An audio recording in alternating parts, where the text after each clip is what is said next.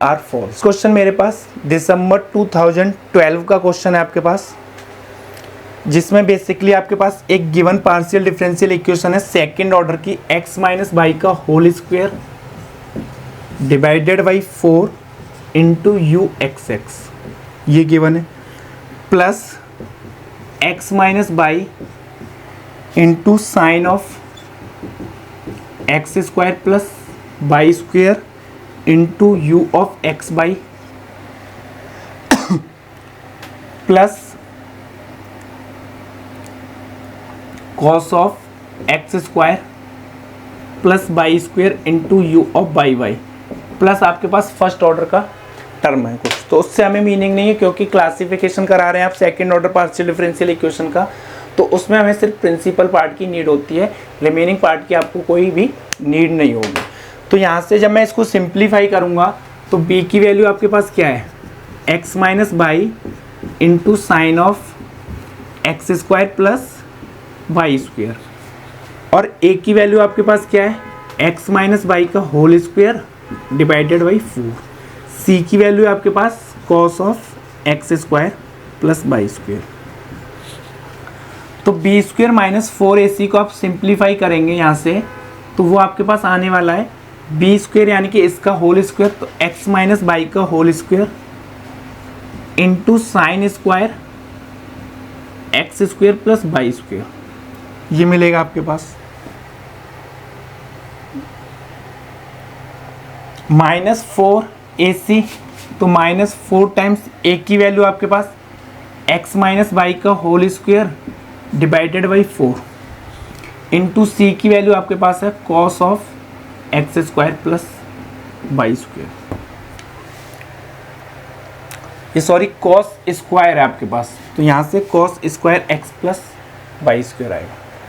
तो यहाँ से B square minus 4ac, x 4 से 4 कैंसिल, एक्स माइनस बाई का होल स्क्वायर कॉमन आउट आएगा थ्रू आउट, तो यहाँ से बचेगा आपके पास sin square x square plus y square minus cos square x square plus y square. तो आपके पास जो साइन कॉस 2x होता है उसका फॉर्मूला होता है cos square x minus sign square x. तो यहाँ से जब मैं माइनस साइन कॉमन आउट लूँगा तो ये आपके पास बनेगा माइनस एक्स माइनस बाई का whole square into cos 2 times x square plus y square, ये आपके पास b square minus 4ac simplify होके आया। तो यहाँ मैं लिख लेता हूँ बी स्क्वायर माइनस 4ac आपके पास क्या आया, माइनस एक्स माइनस बाई का whole square into cos of 2 times x square plus y square. अब देखिए यहाँ से x की वैल्यू y नहीं हो सकती, x की वैल्यू y होने का मीनिंग क्या है, आपके पास ये जो पार्ट है वो ज़ीरो हो जाएगा, यानी कि प्रिंसिपल पार्ट आपके पास ज़ीरो हो जाएगा। तो आपके पास अब जो PD का नेचर होगा वो कॉस्ट टर्म पे रिप्रेजेंट कर रहा है कि वो किस पे है, और आपके पास x माइनस बाई की वैल्यू जब जीरो होगी तो आपके पास पैराबोलिक होगा PD का नेचर। क्या x इक्वल्स टू बाई हो सकता है, हाँ हो सकता है, क्योंकि आपके पास ये टर्म जीरो, ये टर्म जीरो, यानी कि ये टर्म आपके पास अब भी प्रेजेंट होगा, यानी कि प्रिंसिपल पार्ट आपके पास गिवन PD में प्रेजेंट है, तो x इक्वल्स टू बाई हो सकता है। तो अब आपके पास PD का नेचर क्या होगा, पैराबोलिक होगा, पैराबोलिक होगा x equals two by line पे बेसिकली आपके पास। बट उन्होंने जो आपके पास नेचर पूछा है वो हाइपरबोलिक और इलिप्टिक के बारे में पूछा है। अगर आपके पास ये क्वांटिटी पॉजिटिव हुई तो आपके पास जो PD का नेचर होगा वो इलिप्टिक होगा। किसी रीजन में अगर इसकी क्वांटिटी पॉजिटिव हुई तो क्या रहेगा, इलिप्टिक। अगर किसी रीजन में इसकी क्वांटिटी नेगेटिव हुई तो हाइपरबोलिक। तो हमें इसका अब साइन डिसाइड करना है कि इसका साइन क्या आने वाला है। तो उसके लिए आप क्या देखेंगे कि जो हमारे पास कॉस होता है वो कहाँ पे पॉजिटिव होगा, कहाँ पे नेगेटिव, क्योंकि कॉस फंक्शन है हमारे पास। तो आप क्वाड्रेंट की बात करेंगे तो फर्स्ट क्वाड्रेंट में साइन कॉस हमारे पास पॉजिटिव होता है, सेकंड क्वाड्रेंट में आपके पास कॉस नेगेटिव होता है, थर्ड क्वाड्रेंट में आपके पास कॉस क्या रहता है, यहाँ भी नेगेटिव होता है, फोर्थ क्वाड्रेंट में आपके पास कॉस पॉजिटिव होता है। तो अगर मैं यहाँ से π/2 से 3π/2 के बीच में रीजन में बात करूँगा तो कॉस आपके पास क्या रहने वाला है, नेगेटिव रहने वाला है।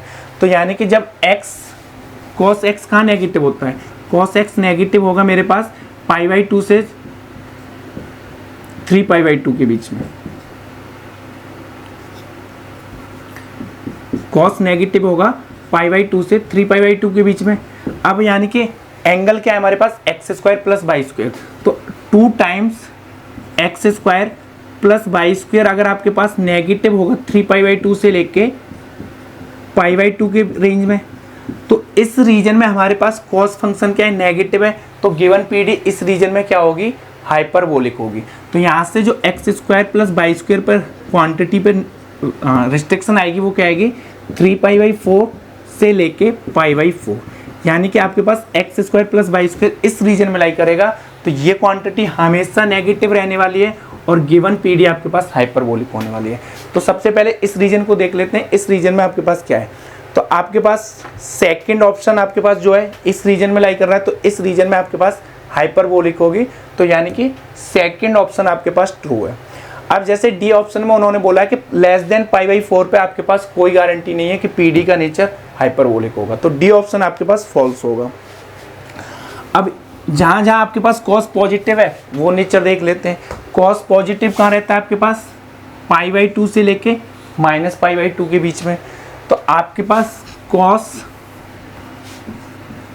2 times x square plus y square, ये जो पॉजिटिव होगा साइन किस में होगा आपके पास, जब 2 times x square plus y square किस रीजन में लाई करेगा आपके पास, पाई बाई 2 से लेके माइनस पाई बाई 2 रीजन में होगा। तो यहाँ से आपके पास x square plus y square का नेचर क्या होगा, लेस देन पाई बाई 4 पे और greater than minus pi by 4 पे क्या रहेगा, पॉजिटिव रहेगा। तो आपके पास इस रीजन में पॉजिटिव रहेगा, तो इस रीजन में इलिप्टिक होगा। तो ए ऑप्शन आपके पास क्या है, less than pi by 6। Pi by 6 मतलब क्या हो गया आपके पास 180 डिवाइडेड बाई 6, तो आपके पास कितना हो गया 30। वो लेस देन क्या है आपके पास पाई बाई 4 है, तो उस रीजन में आपके पास इलिप्टिक होगी।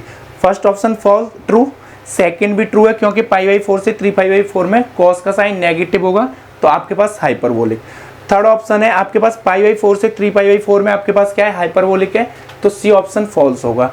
D option less than pi by 4 पे आपके पास पीडी का नेचर कैसा है, इलिप्टिक है, तो डी ऑप्शन भी क्या होगा, फॉल्स। तो answer is A and B.